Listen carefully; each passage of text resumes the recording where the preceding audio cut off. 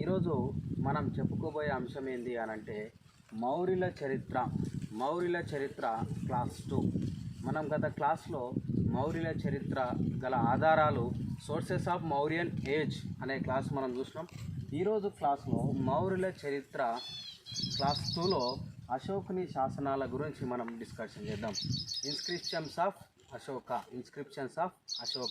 అశోకుని యొక్క శాసనాలు. మనకు చూడండి, మనం శాసనాలు అనంటే శాసనాలను అధ్యయనం చేయడాన్ని మనం భారతదేశంలో ఎపిగ్రఫీ అనే విభాగం ఉంది. ఎపిగ్రఫీ అనంటే స్టడీ టు ఇన్స్క్రిప్షన్స్ అని అంటాం. ఈ యొక్క శాసనాలను అధ్యయనం చేసే శాస్త్రాన్ని ఎపిగ్రఫీ అని అంటాం. మరి శాసనాలు అనేక రకాల శాసనాలు మనకు అందుబాటులో ఉన్నాయని చెప్తాం. ఒకటి మనకు ప్రశస్తి శాసనాలు, రెండోది మనకు ప్రశస్తి శాసనాలు ఒకటో శాసనం అయితే, తర్వాత రెండోది రాజాజ్ఞలు అని అంటాం రెండోది. తర్వాత మూడోది దాన శాసనాలు అని అంటాం. తర్వాత మనకు అంకిత శాసనాలు, తర్వాత స్మారక శాసనాలు అని అంటాం. ప్రశస్తి ఇయోలజీస్ అని అంటాం. ఇయోలజీస్ ఇన్స్క్రిప్షన్స్ అని అంటాం. ప్రశస్తి శాసనాలు అని అంటే. రాజాజ్ఞలు అని అంటే ఎడిక్ట్స్ అని అంటాం. రాజాజ్ఞలు అని అంటే ఎడిక్ట్స్ అని అంటాం. దాన శాసనాలు అని అంటే డొనేటివ్ ఇన్స్క్రిప్షన్స్ అని అంటాం. అంకిత శాసనాలు అని అంటే మనం ఈ యొక్క అంకిత శాసనాలను డెడికేటివ్ ఇన్స్క్రిప్షన్ అని అంటాం. డెడికేటివ్ ఇన్స్క్రిప్షన్స్ అని అంటాం. స్మారక శాసనాలు కోమమరేటివ్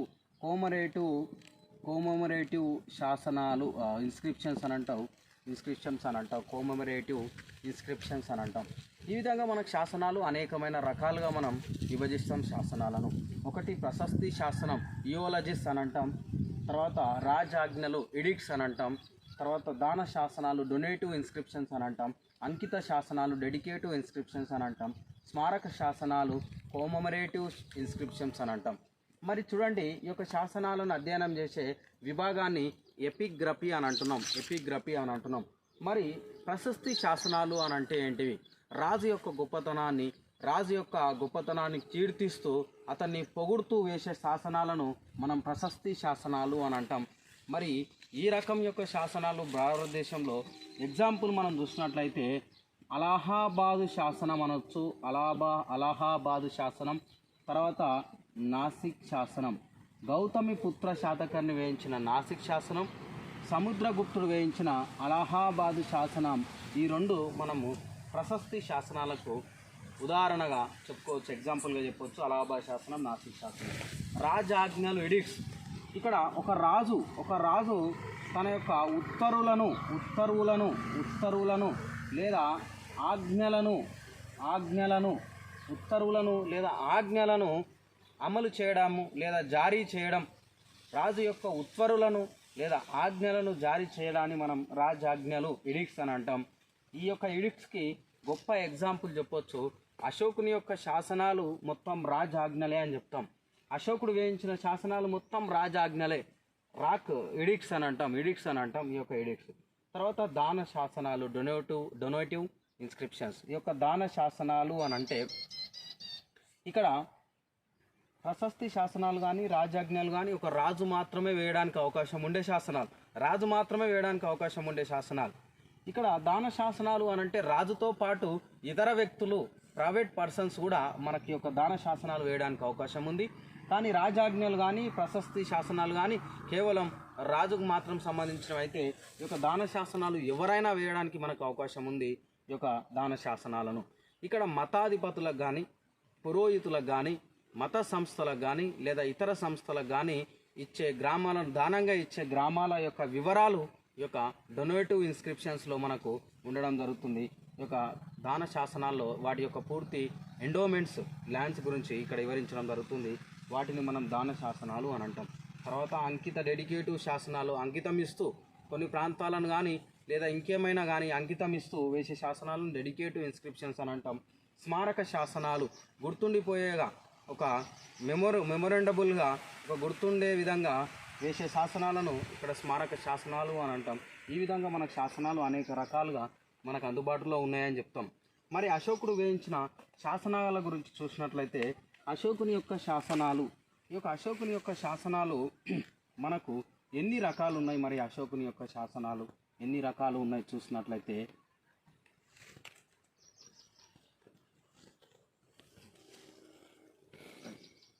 అశోకుని యొక్క శాసనాలను మనం సింపుల్గా ఓకే రైట్ అశోకుని యొక్క శాసనాలను సింపుల్గా మనం 3 రకాలుగా డివైడ్ చేయొచ్చు. అశోకుని యొక్క శాసనాలు, ఒకటి శిలాశాసనాలు, 2 స్తంభ శాసనాలు, 3 గుహాలయ శాసనాలు అని అంటాం. శిలాశాసనం రాక్ ఎడిక్ట్స్ అని అంటాం, తర్వాత స్తంభ శాసనాలు పిల్లర్ ఎడిక్ట్స్ అని అంటాం, తర్వాత గుహాలయ శాసనాలు కేవ్స్ ఇన్స్క్రిప్షన్స్ లేదా కేవ్స్ ఎడిక్ట్స్ అని అంటాం గుహాలయ శాసనాలను. ఇవి అశోకుడు వేయించిన ప్రధానంగా శాసనాలు మనకు 3 రకాలు, ఒకటి శిలాశాసనాలు, స్తంభ శాసనాలు, గుహాలయ శాసనాలు. మరి అశోకుని యొక్క శాసనాలను మొట్టమొదటిసారిగా అధ్యయనం చేసిన వ్యక్తి ఎవరు అని అంటే 1837లో జేమ్స్ ప్రిన్సెప్ అనే బ్రిటన్ ఇండాలజిస్టు ఈ యొక్క అశోకుని యొక్క శాసనాలను మొట్టమొదటిసారిగా అధ్యయనం చేసిన వ్యక్తి జేమ్స్ ప్రిన్సెప్. ఇతడు బ్రిటన్ ఇండాలజిస్ట్ అంటే ఏంది? స్టడీ ఆఫ్ ఇండియా, భారతదేశాన్ని అధ్యయనం చేయడాన్ని మనం ఇండాలజిస్టు అని అంటాం. భారతదేశ అధ్యయన శాస్త్రాన్ని ఇండాలజిస్ట్ అని అంటాం, స్టడీ ఆఫ్ ఇండియా అని అంటాం. మన యొక్క భారతదేశ అధ్యయనం చేసే శాస్త్రాన్ని ఇండాలజిస్ట్ అని అంటాం. బ్రిటన్ ఇండాలజిస్ట్ జేమ్స్ ప్రిన్సెప్ అశోకుని యొక్క శాసనాలను మొట్టమొదటిసారిగా చదవడం జరిగింది. మరి ఫాదర్ ఆఫ్ ఇండాలజిస్ట్ అని ఎవరిని అంటాం? ఫాదర్స్ ఓకేనా, ఇక్కడ ఇద్దరు వస్తారు కాబట్టి ఫాదర్స్ అని అంటాం. ఫాదర్స్ ఆఫ్ ఇండాలజిస్ట్ అని అంటే ఒకరు విలియం జోన్స్,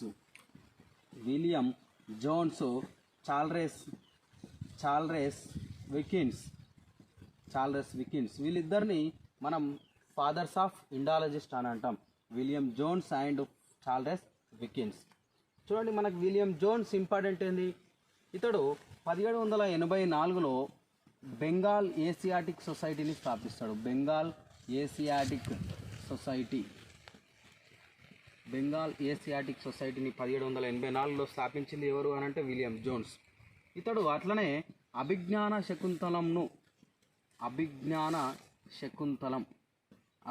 శకుంతలంను ఇంగ్లీష్లోకి ట్రాన్స్లేట్ చేస్తాడు.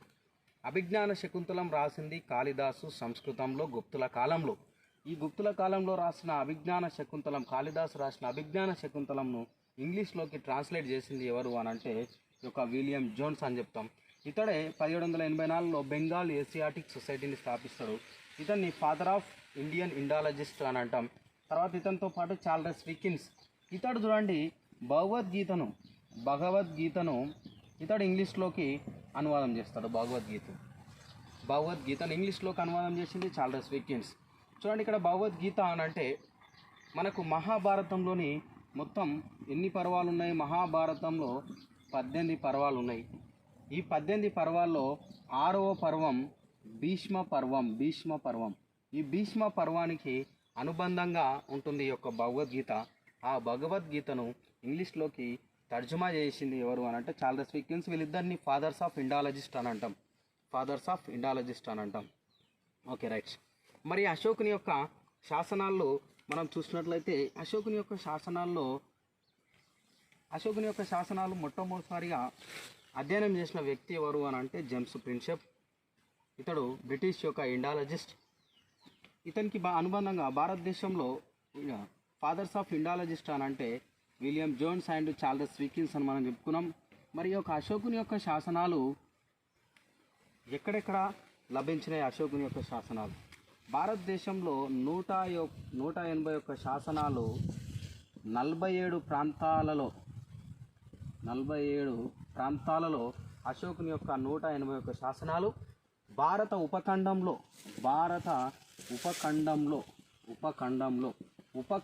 అని అంటే అన్ని అఖండ భారత్ వస్తుంది. అఖండ భారత్ అని అంటే మెడ్జై ఉన్న భారత్, పాకిస్తాన్ కానీ, శ్రీలంక కానీ, ఆఫ్ఘనిస్తాన్ కానీ, బంగ్లాదేశ్ కానీ, నేపాల్, భూటాన్ కానీ ఇవన్నీ అఖండ భారత్ అని అంటాం. వీటిని భారత ఉపఖండం అని అంటాం. ఈ భారత ఉపఖండంలో 181 శాసనాలు 47 ప్రాంతాలలో మనకు లభ్యమైన అశోకుని యొక్క శాసనాలు. అశోకుని యొక్క శాసనాల్లో ఉపయోగించిన భాష ఏది? అశోకుని యొక్క శాసనాల్లో ఉపయోగించిన భాష ఏది? ఈ కింది వాటిలో: 1 ప్రాకృతం, 2 గ్రీక్, 3 అరామిక్, 4 పాలి. ఏది ఇప్పుడు ఆన్సర్ ఏది? అశోకుడి యొక్క తన యొక్క శాసనాల్లో అశోకుడు ఉపయోగించిన భాష ఏది అని అంటే ప్రాకృతమా, గ్రీకా, అరామికా, పాలియా అని అంటే చూడండి, మనకి పాలి తప్ప ఈ 3 భాషలను అశోకుడు తన యొక్క శాసనాలలో ఉపయోగించడం జరిగింది. ఈ యొక్క 3 భాషలను అశోకుడు తన శాసనాల్లో ఉపయోగించింది. 1 ప్రాకృతం, గ్రీకు, అరామిక్. ఈ 3 భాషలను తన యొక్క శాసనాలను అశోకుడు ఉపయోగించడం జరిగింది. మరి ఈ యొక్క 3 భాషలను ఉపయోగించడు. మరి అత్యధికంగా ఏ భాషలో ఉపయోగించను? ప్రాకృతం. 46 ప్రాంతాలలో ఈ యొక్క ప్రాకృతంలోని శాసనాలు మనకు లభించినాయి. 47 ప్రాంతాల్లో శాసనాలు లభిస్తే మొత్తం దాంట్లో 46 ప్రాంతాల్లో మొత్తం మనకు ప్రాకృతంలోనే లభించినాయి. ప్రాకృత భాషకు సంబంధించిన శాసనాలు లభించినాయి. అంటే ప్రాకృత భాషలో అశోకుడు అత్యధిక శాసనాలు వేయించిన అనేది మనకు అర్థమవుతుంది. తర్వాత గ్రీక్, అరామిక్ భాషల్లో మనకు ఒక శాసనం లభించింది. ఇది కాందాహార్ లేదా గాంధారా. ఈ కాందాహార్ లేదా గాంధార అనే ప్రాంతంలో గ్రీకు, అరామిక్ ద్విభాషా శాసనం అని అంటాం. ద్విభాష 2 భాషల్లో ఇక్కడ ఉంది. కాందాహార్లో లభించిన శాసనం. ఈ విధంగా అశోకుడు శాసనాల్లో ఉపయోగించిన భాషలు 3: ప్రాకృతం, గ్రీకు, అరామిక్. కానీ అత్యధికంగా ఉపయోగించింది ప్రాకృతం. 46 ప్రాంతాల్లో ఇదే లభ్యమైంది. తర్వాత నెక్స్ట్, అశోకుడి యొక్క శాసనాల్లో ఏమేమి యొక్క లిపులను ఉపయోగించిండు? లిపి అని అంటాం. స్క్రిప్ట్. ఏమేమి యొక్క స్క్రిప్ట్ను ఉపయోగించిండు చూసినట్లయితే అశోకుడి యొక్క శాసనాల్లో బ్రహ్మి లిపి, ఖరోష్ఠీ లిపి, గ్రీకు లిపి, అరామిక్ లిపి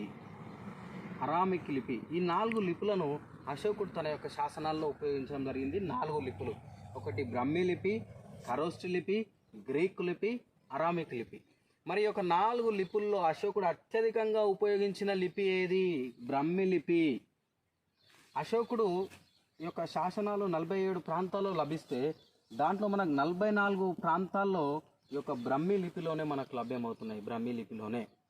ఖరోష్ఠీ లిపిలో 2 ప్రాంతాల్లో మనకు లభ్యమైనవి. ఈ గ్రీకు, అరామిక్ దాంట్లో ఒక ప్రాంతంలో లభ్యమైనవి 2 కలిపి. చూడండి, ఇక్కడ ఖరోష్ఠీ లిపిలో కేవలం మన్సేరా అండ్ షాబాజ్ గిర్. ఈ మన్సేరా, షాబాజ్ గిర్ అనే 2 పాకిస్తాన్లో ఉంటాయి. ఈ పాకిస్తాన్లో లభ్యమైన శాసనాలు ఖరోష్ఠీ లిపిలో ఉన్నాయి. తర్వాత గ్రీక్, అరామిక్ మనకి ఇంతకుముందు చెప్పినట్టు కాందాహార్ లేదా గాంధారా ఈ యొక్క ప్రాంతంలో గ్రీక్, అరామిక్ లిపుల్లో మనకు లభ్యమైతే షాబాజ్ గిర్ అండ్ మన్సేరా ప్రాంతంలో ఖరోష్ఠీ లిపిలో లభ్యమైనవి. మిగతా 44 ప్రాంతాల్లో మాత్రం బ్రహ్మి లిపిలో లభ్యమైనవి. అంటే అశోకుడు అత్యధికంగా శాసనాలు ప్రాకృత భాషలో వేసిండు, బ్రహ్మి లిపిలో ముద్రించిండు. స్క్రిప్ట్ చూసినట్లయితే బ్రహ్మి లిపి అత్యధికంగా, భాష చూసినట్లయితే ప్రాకృతం. చూడండి, సింపుల్గా చూసినట్లయితే అశోకుని యొక్క శాసనాలు ఉత్తర భారతదేశంలో నార్థన్ స్టేట్లో మనకు ఖరోష్ఠీ లిపిని ఉపయోగించిన ఎక్కువ ఖరోష్ఠీ. వాయువ్య భారతదేశంలో గ్రీకు, అరామిక్ లిపులను ఉపయోగించండు. వాయువ్య భారతదేశంలో మొత్తం భారతదేశంలో మిగతా భారతదేశంలో అని అంటే ప్రాకృతం లిపిని ఉపయోగించండు. చూడండి, అశోకుని యొక్క శాసనాలు ఉత్తర భారతదేశంలో అనంటే మన్సేరా, షాబాజ్ గిరి ఉత్తర భారతదేశంలో పాకిస్తాన్లో ఏవి? ఖరోష్ఠీ లిపిని ఉపయోగించండు. వాయువ్య భారతదేశం కాందాహార్ అంటే ఆఫ్ఘనిస్తాన్ సమీపంలో ఉంటుంది. ఆ ఆఫ్ఘనిస్తాన్ పాకిస్తాన్ బార్డర్లో ఆ కాందాహార్లో ఉపయోగించింది అంటే ఆ వాయువు భారతదేశంలో అంటే గ్రీక్ అరామిక్. మిగతా భారతదేశంలో అంటే ఇప్పుడున్న భారతదేశంలో అశోకుడు ఏ యొక్క లిపిని ఉపయోగించినంటే బ్రహ్మి లిపిని, ఏ యొక్క భాషను ఉపయోగించినంటే ప్రాకృతం భాషను ఉపయోగించింది. అశోకుడు తన యొక్క శాసనాల్లో ప్రాకృతం భాషను అత్యధికంగా, బ్రహ్మి లిపిని అత్యధికంగా ఉపయోగించడం జరిగింది. చూడండి మనకి ఇక్కడ బ్రహ్మి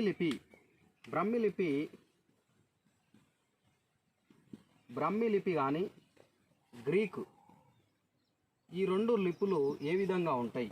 ఎడమ నుంచి కుడికి రాయబడతాయి. ఇవి ఎడమ నుంచి కుడికి రాయబడతాయి. ఎడమ నుంచి ఇది ఎడమ సైడు, ఇక్కడ ఎడమ అని అనుకుంటే ఎడమ నుంచి కుడికి రాయబడతాయి. ఎడమ నుంచి కుడికి రాయబడతాయి. ఏ యొక్క లిపులు? బ్రహ్మి లిపి కానీ గ్రీక్ లిపి కానీ. ఈ బ్రహ్మి గ్రీక్ లిపులు ఎడమ నుంచి కుడికి రాయబడితే, తర్వాత అరామిక్ అండ్ ఖరోష్టి ఈ రెండు కుడి నుంచి ఎడమకు రాయబడతాయి. కుడి నుంచి అంటే ఇక్కడ సైడ్ నుంచి ఎడమకు రాయబడతాయి. కుడి నుంచి ఎడమకు రాయబడుతున్న లిపులు ఏవి అని అంటే అరామిక్ కానీ ఖరోష్టి కానీ. ఎడమ నుంచి కుడికి రాయబడుతున్న లిపులు ఏవి అని అంటే బ్రహ్మి లిపి కానీ గ్రీక్ లిపి కానీ. ఇది మనకు ఎక్కడ రాయబడుతున్నాయి అనేది ఒకసారి చూసుకోవాల్సిన అంశం.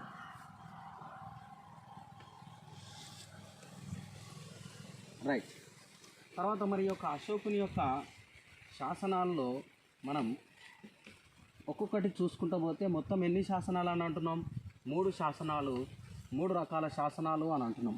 ఒకటి శిలా శాసనాలు, స్తంభ శాసనాలు, గుహాలయాల శాసనాలు. అశోకుని శాసనాలు ఇన్స్క్రిప్షన్స్ ఆఫ్ అశోక, శిలా శాసనాలు రాక్ ఎడిక్ట్స్, స్తంభ శాసనాలు పిల్లర్ ఎడిక్ట్స్, గుహాలయ శాసనాలు కేవ్ ఎడిక్ట్స్.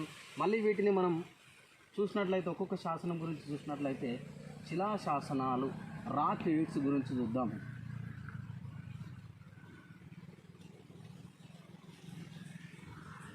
శిలా శాసనాలు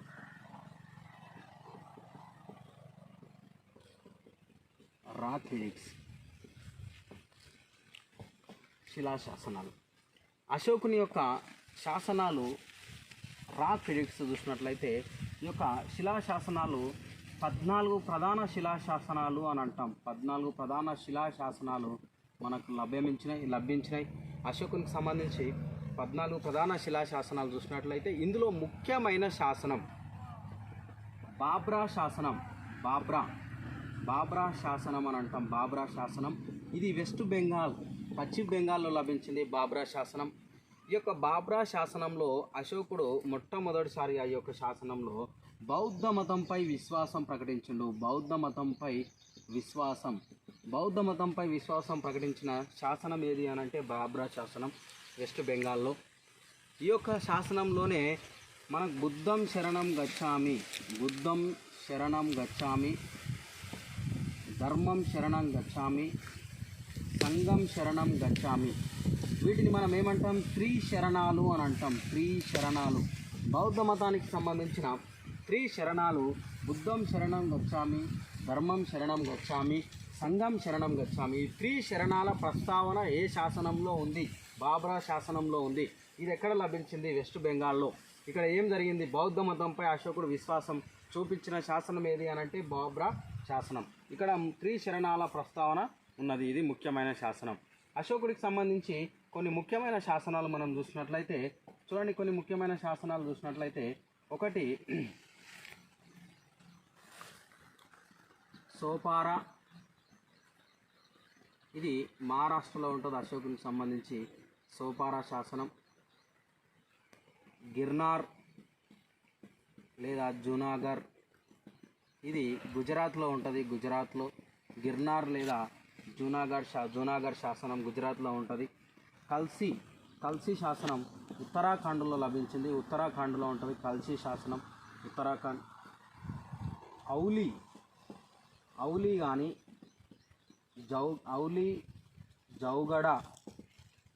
జౌగడ ఈ రెండు ఒరిస్సాలో ఉంటాయి. ఔలీ జౌగడ ఈ రెండు ఒరిస్సాలో ఉంటాయి. తర్వాత మనకు మన్సేరా అండ్ షాబాజ్ గిరి ఈ రెండు పాకిస్తాన్లో ఉంటాయి. పాక్లో ఉంటాయి. ఈ యొక్క అశోకుని యొక్క శాసనాలు చూసినట్లయితే మనకు సోపారా కానీ మహారాష్ట్రలో ఉంటుంది, గిర్నార్ జూనాగఢ్ ఇది గుజరాత్లో ఉంటుంది, కల్సి ఉత్తరాఖండ్లో ఉంటుంది, ఔలి అండ్ జౌగడ ఇది ఒరిస్సాలో ఉంటుంది, మన్సేరా అండ్ సాబాజ్గిరి ఇది పాకిస్తాన్లో ఉంటుంది. 8వది ఎర్రగుడి ఇది కర్నూలు జిల్లాలో ఉంటుంది. కర్నూలు జిల్లా ఏపీలో ఉంటుంది. ప్రధాన శిలాశాసనాల్లో కొన్ని ముఖ్యమైన శాసనాలు ఇవి. శిలాశాసనాల్లో కొన్ని ముఖ్యమైన శాసనాలు: ఒకటి సోపారా మహారాష్ట్ర, గిర్నార్ లేదా జూనాగఢ్ గుజరాత్, కల్సి ఉత్తరాఖండ్, జౌలి ఔగడ ఇది ఒరిస్సా, మన్సేరా షాబాజ్గిరి పాకిస్తాన్, ఎర్రగుడి కర్నూలు జిల్లాలో ఉంది. ఇవి కొన్ని అశోకుని యొక్క ముఖ్యమైన శాసనాలు. చూడండి, అశోకుని యొక్క బిరుదులు మనం చూసినట్లయితే ఇతని యొక్క బిరుదులు మనం చూసినట్లయితే దేవానాం ప్రియ, ప్రియదాసి ఈ రెండు అశోకుని యొక్క బిరుదులు అని చెప్తాం. దేవానాం ప్రియ, ప్రియదాసి ఈ యొక్క దేవానాం ప్రియ, ప్రియదాసి ఈ రెండు బిరుదులు అశోకుని యొక్క శాసనాల్లో మొత్తం ఈ యొక్క దేవానాం ప్రియ, ప్రియదాసి అనే అతని పేరు అశోకుని యొక్క శాసనాల్లో అతని పేరు దేవానాం ప్రియ, ప్రియదాసి అని సంబోధించడం జరిగింది. కానీ కేవలం అశోక మహారాజు అని కేవలం ఈ కింది శాసనాల్లో మాత్రమే ఆ పేర్లు ఉండడం జరుగుతుంది. For example Maski, Kittur, గుజ్జారా,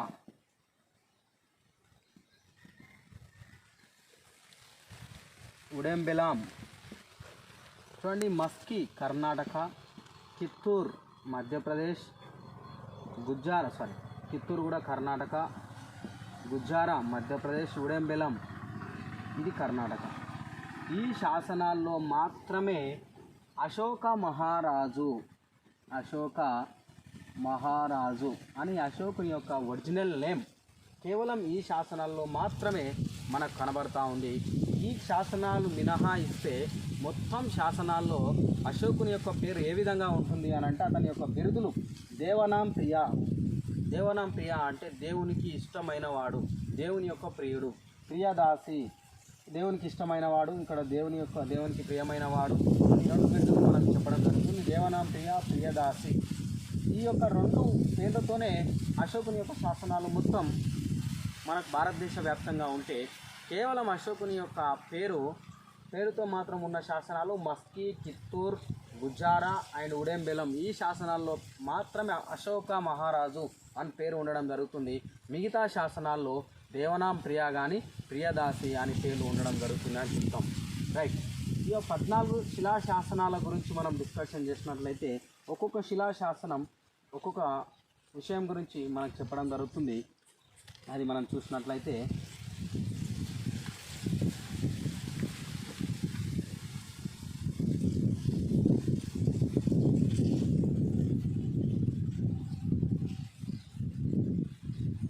rock addicts 14 ప్రధాన శిలాశాసనం. 1వ శిలాశాసనం ఏం తెలియజేస్తుంది? జీవహింస చేయరాదు, జంతు బలులు నిషేధం అని చెప్తుంది. జీవహింస చేయరాదు, జంతు బలులు నిషేధం అని 1వ శిలాశాసనం వివరిస్తుంది. 2వ శిలాశాసనం ప్రజా సంక్షేమ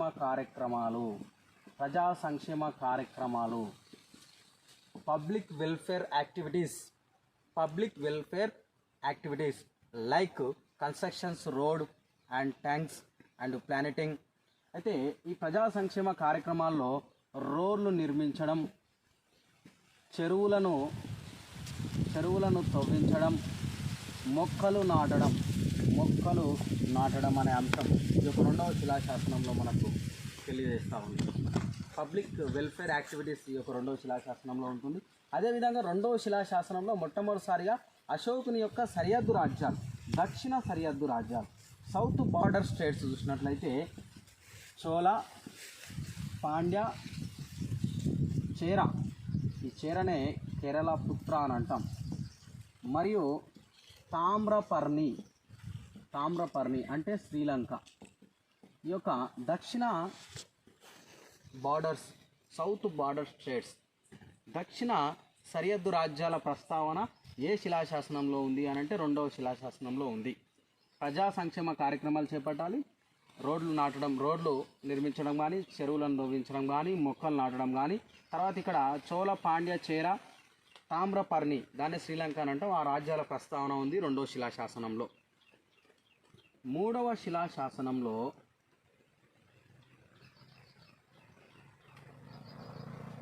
బ్రాహ్మణులను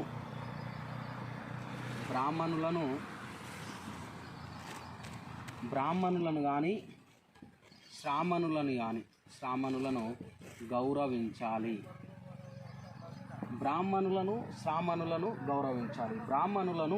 శ్రామణులను బ్రాహ్మణులు అంటే మనకు తెలుసు వైదిక పండితులు.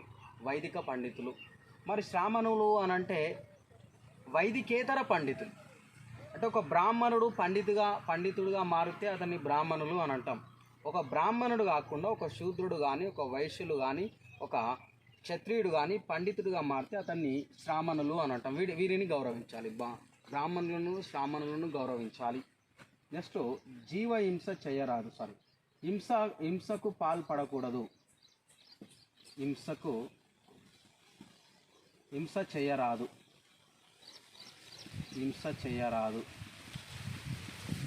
పర్చేస్ నాన్ వైలెన్స్ అని అంటాం.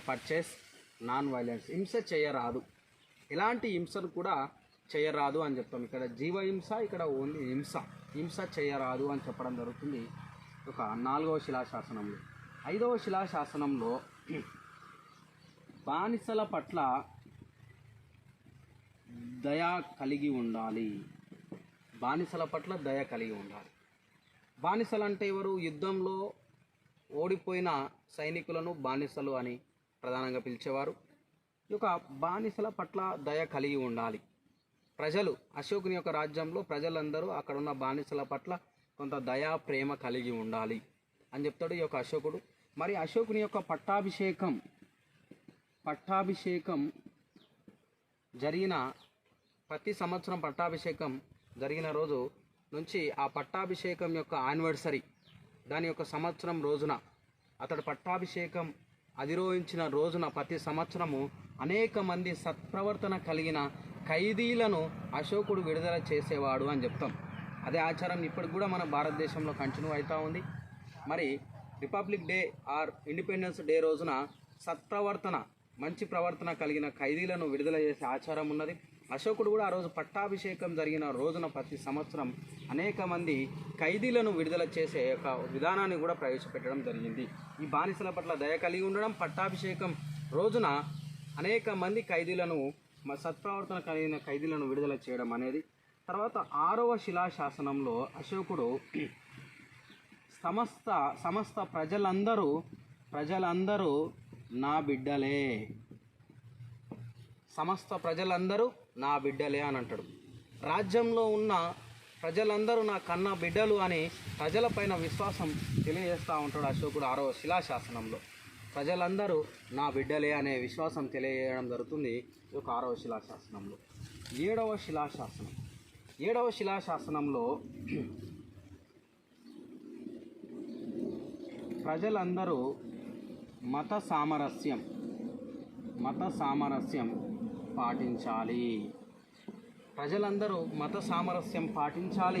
అనేది చెప్పడం జరుగుతుంది 7వ శిలాశాసనంలో. ప్రజలందరూ మత సామరస్యంగా ఉండాలి. రాజ్యంలో కమ్యూనల్ హార్మోనీ పాటించాలి. ప్రజలందరూ మత సామరస్యంగా ఉండాలి. వివిధ మతాల పట్ల కొట్లాటలు, విభేదాలు ఉండొద్దు, మత సామరస్యం పాటించాలి అని చెప్పడం జరుగుతుంది. ఈ మత సామరస్యం మతాల పట్ల, వర్గాల పట్ల, మతాలు కానీ వర్గాలు కానీ అందరూ సామరస్యంగా నివసించాలి అని చెప్పడం జరుగుతుంది 7వ శిలాశాసనం. 8వ శిలాశాసనం విహారయాత్రకు బదులుగా ధర్మయాత్రను లేదా దమ్మయాత్రను చేపట్టాడు. అశోకుడు చూడండి, విహారయాత్రలు ఓకేనా, విహారయాత్రలను బదులుగా దమ్మయాత్రలను అశోకుడు యొక్క ప్రోత్సహించడం జరిగింది, స్వయంగా చేపట్టడం జరుగుతుంది. విహారయాత్రలకు బదులుగా దమ్మయాత్రను చేపట్టడం. తర్వాత 9వ శిలాశాసనంలో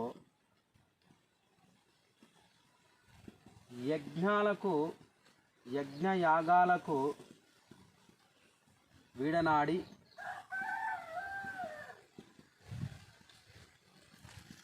దమ్మంను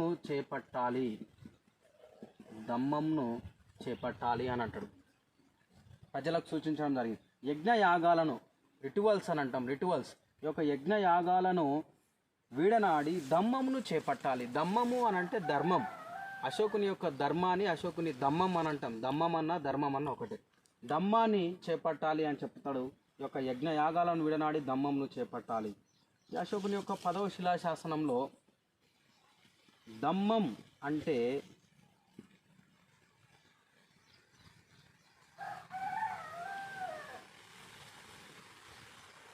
దమ్మం అనంటే చెడు మీద విజయం అని అంటాడు. లేదా చెడును వీడనాడడం చెడు వీడనాడడం, చెడును పూర్తిగా వదిలేయడమే దమ్మం అని దమ్మాన్ని వివరిస్తాడు.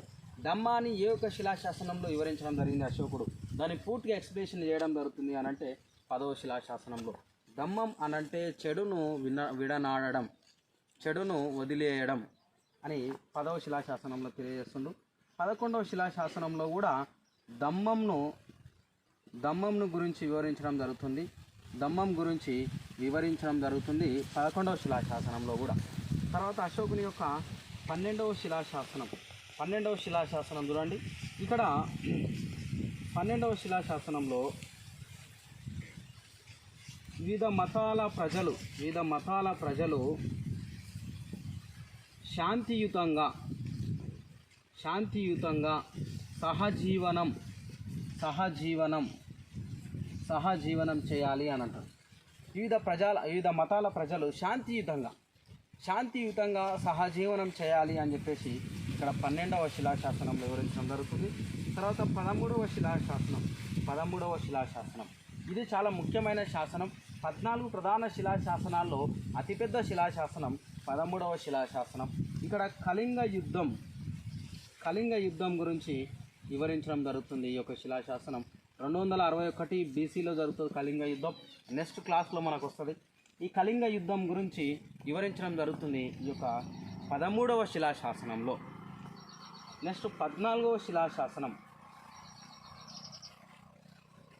శిలాశాసనం చూసినట్లయితే మనకు 14వ శిలాశాసనం. ఈ 14వ శిలాశాసనంలో పై శాసనాలను లిఖించాలి. పై శాసనాలను వివిధ ప్రాంతాల్లో లిఖించాలి అని చెప్పేసి చెప్పడం జరుగుతుంది 14వ శిలాశాసనంలో.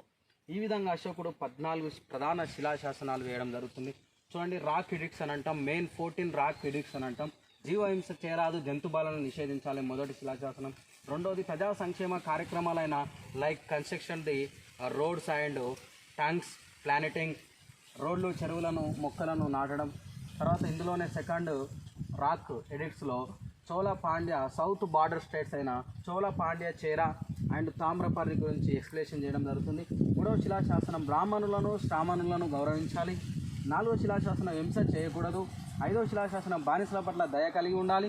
పట్టాభిషేకం సందర్భంలో అనేక మంది ఖైదీలను విడుదల చేయాలి. 6వ శిలాశాసనం సమస్త ప్రజలందరూ నా కన్న బిడ్డలే. 7వ శిలాశాసనం ప్రజలందరూ మత సామరస్యం పాటించాలి. ఇక్కడ వివిధ వర్గాలు, వివిధ ప్రజలు అందరూ మత సామరస్యం పాటించాలి అని అంటాడు. 8వ శిలాశాసనం వివార యాత్రకు బదులుగా ధర్మయాత్రను చేపట్టాలి అని అంటాడు. వివార యాత్రకు బదులుగా ధర్మయాత్రను చేపట్టాలి. 10వ శిలాశాసనం దమ్మం అని అంటే చెడు విడనాడడం అని అంటాడు. 11వ శిలాశాసనం 9వ శిలాశాసనం యజ్ఞయాగాలను విడనాడి దమ్మంను చేపట్టాలి. 10వ శిలాశాసనం దమ్మం అని అంటే చెడును విడనాడాలి. తర్వాత 11వ శిలాశాసనం దమ్మం గురించి వివరించడం జరుగుతుంది. 12వ శిలాశాసనం వివిధ మతాల ప్రజలు శాంతియుతంగా సహజీవనం కొనసాగించాలి.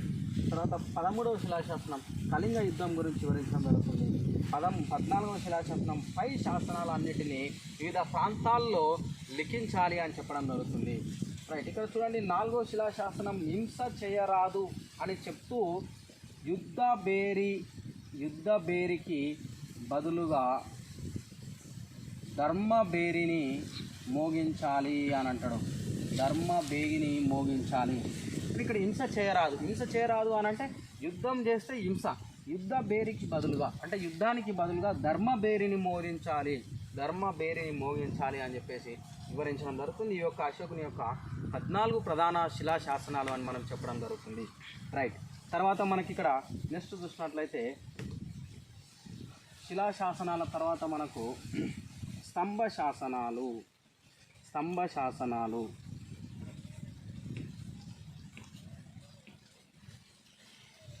స్తంభ శాసనాలు స్తంభ శాసనాలు స్తంభ శాసనాలు పిల్లర్ ఇన్స్క్రిప్షన్స్. పిల్లర్ ఇన్స్క్రిప్షన్స్ స్తంభ శాసనాలు. ఇప్పుడు చూడండి, పెద్ద పెద్ద కొండలను లేదా పెద్ద పెద్ద రాతిని ఒక గుండ్రపు రాయిగా దాన్ని ఏర్పాటు చేసి దాన్ని తయారు చేసి ఒక పిల్లర్గా తయారు చేసి దాని మీద శాసనాలు వేయడాన్నే మనం స్తంభ శాసనాలు, పిల్లర్ ఇన్స్క్రిప్షన్స్ అని అంటాం. చూడండి, భారతదేశంలో అశోకుని యొక్క పిల్లర్ ఇన్స్క్రిప్షన్స్ మనం చూసినట్లయితే కొన్ని రుమిండి శాసనం, తోప్రా శాసనం, మీరట్ శాసనం. రుమిండి శాసనం కానీ, తోప్రా శాసనం కానీ, మీరట్ శాసనం కానీ. ఈ మీరట్ శాసనం యూపీలో ఉంటుంది, తోప్రా శాసనం హర్యానాలో ఉంటుంది, రుమిండి శాసనం బీహార్లో ఉంటుంది. అపూర్వ శాసనం కానీ తర్వాత కౌసాంబి కానీ ఇవన్నీ మనకు ప్రధానంగా అశోకుని యొక్క స్తంభ శాసనాలు, పిల్లర్ ఇన్స్క్రిప్షన్స్ అని అంటాం. Pillar inscription. ఇక్కడ రుమిండి శాసనం అని అంటే ఇక్కడ చూడండి, లుంబిని వనం అని అంటే బుద్ధుడు జన్మించిన ప్రాంతాన్ని లుంబిని వనం అని అంటాం. బర్తాబ్ బుద్ధ, ఈ యొక్క బర్తాబ్ బుద్ధ ఈ లుంబిని వనంలో శిస్తును 1/10 1/10వ వంతుగా విధించడం జరుగుతుంది. అంటే బుద్ధుడు జన్మించిన పవిత్రమైన స్థలంలో అక్కడ శిస్తును చాలా మేరకు తగ్గించడం జరుగుతుంది. ఈ యొక్క రుమిండి శాసనం ఆ యొక్క వివరాలు తెలియజేయడం జరుగుతుంది. ఇక్కడ తోప్రా శాసనం హర్యానాలో ఉంటుంది, మీరట్ శాసనం యూపీలో ఉంటుంది, అపూర్వ శాసనం బీహార్లో ఉంటుంది. అపూర్వ శాసనం కౌసాంబి ఇది మధ్యప్రదేశ్లో ఉండడం జరుగుతుంది. వీటిని మనకు అశోకుని యొక్క స్తంభ శాసనాలు అని చెప్పడం జరుగుతుంది. చూడండి, ఇక్కడ అశోకుడు కౌసాంబి అంటే ఇక్కడ అలహాబాద్లో, మధ్యప్రదేశ్లో అశోకుని యొక్క అలహాబాద్లో కౌసాంబి శాసనమే అలహాబాద్లో ఉంటుంది. ఈ అలహాబాద్ శాసనం పైన అంటే అలహాబాద్ శాసనం అనేది పిల్లర్ ఇన్స్క్రిప్షన్, స్తంభ శాసనం. అశోకుడు వేయించిన అలహాబాద్ శాసనం కౌసాంబిలో ఉంటుంది. కౌసాంబి శాసనాన్ని అలహాబాద్ శాసనం అంటాం. ఈ యొక్క అలహాబాద్ శాసనంలోనే తర్వాత కాలంలో వచ్చిన రాజులు, గుప్తుల కాలంలో సముద్రగుప్తుడు మరియు మొఘల్స్ కాలంలో జహాంగీర్, వీళ్ళిద్దరూ అశోకుడు వేయించిన ఆ అలహాబాద్లో శాసనం పైనే, ఆ పిల్లర్ శాసనం పైన, పిల్లర్ ఇన్స్క్రిప్షన్ పైనే, ఆ యొక్క పిల్లర్ పైనే వీళ్ళు కూడా శాసనాలు వేయించడం జరుగుతుంది. ఎవరు వేయించడం జరుగుతుంది? సముద్రగుప్తుడు వేయించడం జరుగుతుంది మరియు జహాంగీర్ కూడా వేయించడం జరుగుతుంది. ఈ విధంగా అశోకుడు వేయించిన అలహాబాద్లో శాసనం పైన ఈ యొక్క సముద్రగుప్తుడు కానీ జహాంగీర్ కానీ వాళ్ళు కూడా శాసనాలు వేయడం జరుగుతుంది అదే పిల్లర్ పైన. తర్వాత చూడండి, ఇక్కడ తోప్రా కానీ మీరట్ కానీ ఈ రెండు శాసనాలను 14వ శతాబ్దంలో అప్పటి యొక్క ఢిల్లీ సుల్తాన్ ఫిరోజ్ షా తుగ్లక్ తోప్రా మీరట్, ఈ మీరట్ అంటే యూపీ, తోప్రా అంటే హర్యానా, ఈ రెండు శాసనాలను ఢిల్లీకి తరలించడం జరుగుతుంది. ఢిల్లీలో అక్కడి నుంచి తీసుకొచ్చి ఢిల్లీలో ఈ యొక్క శాసనాలు వేయడం జరుగుతుంది. తోప్రా శాసనం కానీ మీరట్ శాసనం కానీ. అశోకుని యొక్క తోప్రా మీరట్ శాసనాలను ఢిల్లీకి తరలించింది ఎవరు అని అంటే ఫిరోజ్ షా తుగ్లక్ 14వ శతాబ్దంలో ఢిల్లీ సుల్తాన్. తోప్రా అండ్ మీరట్, ఇక్కడ మీరట్కి తరలించడం జరుగుతుంది ఈ యొక్క రెండు శాసనాలను అని చెప్తాం. రైట్, ఇవి పిల్లర్ ఇన్స్క్రిప్షన్స్ అని అంటాం.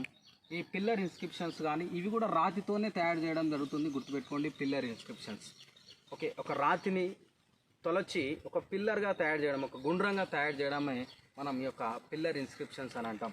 రైట్. తర్వాత నెక్స్ట్ వన్ మనకు స్తంభ శాసనాల తర్వాత నెక్స్ట్ మనకేది థర్డ్ వన్ గుహాలయ శాసనం, కేవ్ ఇన్స్క్రిప్షన్స్ అని అంటాం. కేవ్ ఇన్స్క్రిప్షన్స్, గుహాలయ శాసనం, cave edicts. Okay, pillar edicts లేదా cave edicts. Okay, pillar inscription అనకుండా నేను ఎడిక్ట్స్ అన్నది. ఓకే, గుహాలయ శాసనం. అశోకుడు తొలపించిన గుహాలయం అంటే ఒక కొండను గుహాలుగా తొలపించి, ఒక కొండను, ఒక పెద్ద కొండను గుహాలుగా, ఒక కేవ్స్గా, ఒక గుహాలుగా అంటే ఒక నివాసం ఉండే విధంగా తొలపించి ఆ గుహను వేరే వాళ్ళకు కొంత గొప్ప పండితులకు కానీ కవులకు కానీ దానం చేయడం. ఈ యొక్క గుహాలయ శాసనం అశోకుడు బారాబారా, ఇది గయాలో ఉంటుంది, గయా సమీపంలో ఉన్న బారాబారా గుహాలయ శాసనాన్ని నిర్మించడం జరుగుతుంది. గుహాలయ శాసనం భారతదేశంలో మొట్టమొదటి గుహాలయ శాసనం ఏది అని అంటే బారాబారా. దాన్ని ఈ యొక్క శాసనం నిర్మించింది ఎవరు అని అంటే అశోకుడు నిర్మించిన ఏకైక గుహాలయ శాసనం ఒకటే బారాబారా గుహాలయ శాసనం. బారాబారా కేవ్ ఎడిక్ట్స్ అని అంటాం. ఇది ఎక్కడ ఉంది అని అంటే గయాలో ఉంది. ఈ యొక్క శాసనాన్ని, ఈ యొక్క గుహాలయాన్ని తొలపించి అశోకుడు ఈ యొక్క బారాబారా గుహాలయాన్ని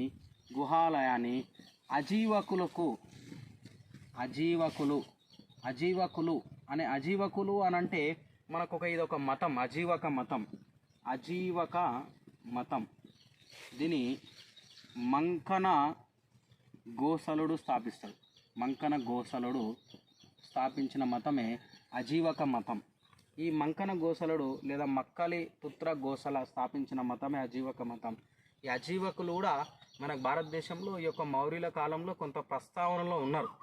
ఎందుకు అని అంటే మౌర్యులు ప్రధానంగా ముగ్గురు చక్రవర్తులు. ఒకరు మౌర్య వంశ స్థాపకుడు చంద్రగుప్త మౌర్యుడు జైన మతాన్ని స్వీకరిస్తే, అతని యొక్క కుమారుడు నెక్స్ట్ వచ్చిన వాడు బిందుసారుడు అజీవక మతాన్ని స్వీకరించిన నెక్స్ట్ వచ్చిన అశోకుడు బౌద్ధ మతాన్ని స్వీకరించాడు. మౌర్యుల్లో ముగ్గురు ప్రముఖంగా ఉన్న చంద్రగుప్త మౌర్యుడు, బిందుసారుడు, అశోకుడు ముగ్గురు వివిధ మతాలను ప్రోత్సహించారు. అజీవక మతం అనేది కూడా కొంత ప్రాధాన్యతలో ఉన్నది. ఈ యొక్క అజీవక మతాన్ని మత బోధకులకు, అజీవకులకు ఈ యొక్క గుహాలయాన్ని దానం చేశారు అశోకుడు. ఇది గుహాలయ శాసనం అని అంటాం. గుహాలయ ఇన్స్క్రిప్షన్స్, కేవ్ ఎడిక్ట్స్ అని అంటాం. ఇవి అశోకుని యొక్క ప్రధానంగా 3 శాసనాలు మనం చెప్పుకున్నాం. ఒకటి అశోకుని యొక్క శిలాశాసనాలు, రాక్ ఎడిక్ట్స్, స్తంభ శాసనాలు, పిల్లర్ ఎడిక్ట్స్, గుహాలయ శాసనం, కేవ్ ఎడిక్ట్స్. గుహాలయ శాసనం ఒకటి బారాబారా శాసనం అని అంటాం. ఇది మనకు క్లాస్ 2లో ఉన్న అంశం ఏది అని అంటే మౌర్యుల చరిత్ర గల ఆధారాల్లో అశోకుని శాసనాలు అనేది మనం చూస్తున్నాం. ఇప్పుడు మౌర్యుల చరిత్ర అనగానే మనం కళింగ యుద్ధం అది కాదు క్వశ్చన్ వచ్చేది. మనకి ఇక్కడ ఈ శాసనాలు ఎంత డీప్గా ఉన్నాయనేది మనం చూసుకున్నాం. కంపల్సరీ క్వశ్చన్ ఇందులోకి వెళ్ళి వస్తే చాలా డీప్గా ఉంటుంది కాబట్టి చాలా డీటెయిల్గా మనం చూసినాం ఇది శాసనాలకు సంబంధించి. ఓకే, నెక్స్ట్ క్లాస్లో మనం మౌర్యుల రాజకీయ చరిత్ర, political history, Mauryan political history మనం డిస్కషన్ చేద్దాం నెక్స్ట్ క్లాస్లో. కాబట్టి ఈ యొక్క కాకతీయ స్టడీ సర్కిల్ యూట్యూబ్ ఛానల్ని అందరూ సబ్స్క్రైబ్ చేసుకోండి, మీ ఫ్రెండ్స్కి కూడా చెప్పండి, షేర్ చేయండి లింకు. తర్వాత మనకి వచ్చే లైక్స్ కానీ కామెంట్స్ కానీ అన్నీ చేసి మన కాకతీయ స్టడీ సర్కిల్ని బాగా ఎంకరేజ్ చేస్తూ మా వెంబడి ఉంటారని చెప్పి భావిస్తూ